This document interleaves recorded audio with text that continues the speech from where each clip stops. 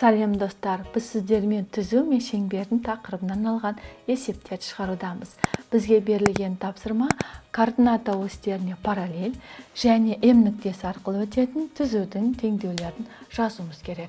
Бұл жерде берілген М нүктесінің координатасы абсцисасы 2-ге, ординатасы 3-ге тең.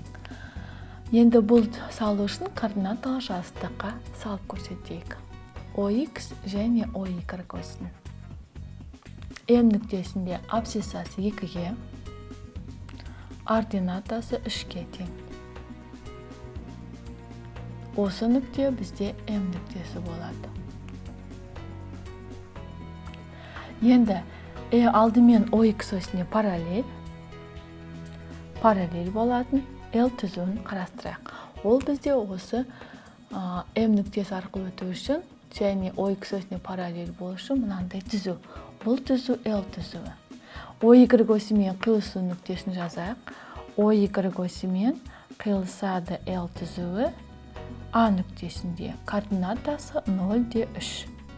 Яғни мына нүктені А деп белгілейміз. Координатасы 0-3-ге тең. Осы екі нүкте, М нүктесінің координатасы бар 2-3, екі нүкте арқылы өтетін түзудің теңдеуін қолданайық. Ол үшін x минус x1, x2 минус x1-ге қатынасы тең болады y минус y1, y2 минус y1-ге. Орнына қойсақ. Яғни бұл жерде x1-іміз А болсын, x2-леріміз М нүктесі болсын.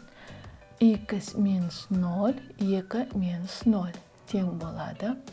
Y-тікі y минус y1-дің орнына 3, 3 минус 3.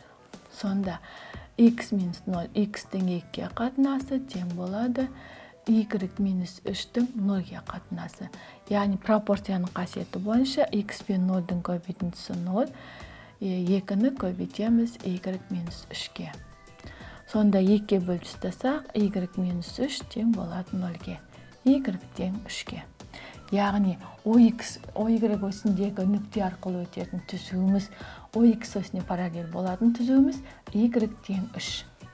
Яғни L түзуінің теңдеуі y тең 3-ге. Енді керісінше OY осіне параллель болатын түзуді қарастырсақ, ол М нүктесі арқылы өтетін мына түзу.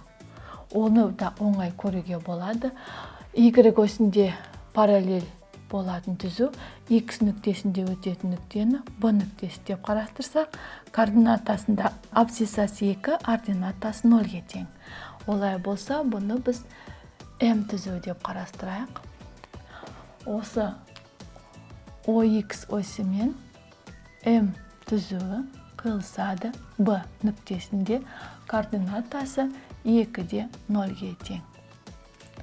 Енді бұл жерде де оңай көріп тұрғандықтан, бұл түзуіміз OX осінде тек 2 деген мәннен өткендіктен, бұл түзудің теңдеуі x тең 2-ге тең болады.